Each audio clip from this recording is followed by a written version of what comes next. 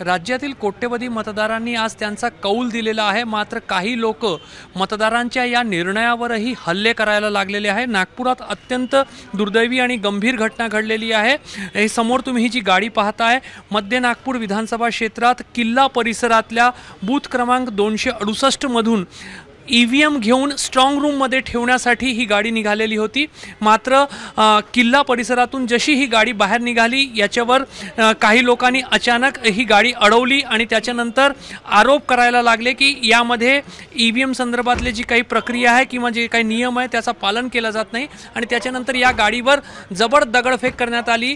जे गाडीमध्ये जे ड्रायव्हर आणि इतर सरकारी कर्मचारी होते त्यांच्यावरही हल्ला करण्यात आला आणि त्यामध्ये ही गाडी जी आहे ती पूर्णपणे फोडण्यात आलेली आहे। परिसरात जे दक्ष नागरिक होते त्यांनी याची सूचना पोलिसांना दिली आणि पोलीस त्या घटनास्थळी पोहोचले आणि त्याच्यानंतर ईव्हीएम आणि सरकारी कर्मचारी जे आहेत त्यांना सुरक्षित बाहेर काढण्यात आलेला आहे। आरोप होतोय की जे काँग्रेसचे स्थानिक कार्यकर्ते आहेत त्यांनी हा जो हल्ला आहे तो घडवून आणलेला होता। पोलीस सध्या या संपूर्ण घटनेचा तपास करत आहे। ही गाडी सध्या नागपूरच्या कोतवाली पोलीस स्टेशनमध्ये आणण्यात आलेली आहे आणि सध्या पोलीस या गाडीचा तपास करत आहे।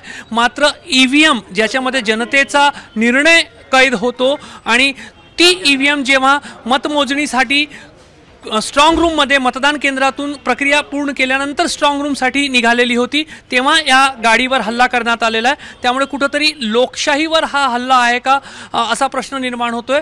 सध्या पोलीस या संपूर्ण घटनेची कसून चौकशी करत आहे। या गाडीमध्ये जे सरकारी कर्मचारी आणि जो वाहन चालक होता त्यांचा जीव थोडक्यात बचावलेला आहे। या संपूर्ण घटनेमध्ये पोलिसांनी त्या ठिकाणचे जे प्रत्यक्षदर्शी होते त्यांचे बयान घेणे सुरू केलेले आणि थोड्या वेळानंतर या संदर्भात सर गुन्हाही नोंदवला जाईल। वरिष्ठ पोलीस अधिकारी जे आहेत ते सध्या कोतवाली पोलीस स्टेशनमध्ये पोहोचलेले आहे आणि या घटनेचा पूर्ण सखोल तपास केला जात आहे। दरम्यान थोड्या वेळापूर्वीपर्यंत कोतवाली पोलीस स्टेशनमध्येही काँग्रेस आणि भाजपचे कार्यकर्ते मोठ्या प्रमाणावर पोहोचले होते आणि आरोप प्रत्यारोप केले जात होते। मात्र सध्या पोलिसांनी या ठिकाणची स्थिती हाताळलेली आहे आणि दोन्ही पक्षाच्या कार्यकर्त्यांना इथून बाहेर पाठवण्यात आलेला आहे। मात्र ज्या पद्धतीने ईव्हीएम घेऊन जाणाऱ्या गाडीवर हल्ला झालेला आहे नक्कीच हा लोकशाहीवरचा हल्ला आहे आणि दोषींवर कठोर कारवाई व्हायलाच हवी। कॅमेरामॅन अतुल हिरडेसह रजत वशिष्ठ, एबीपी माझा, नागपूर।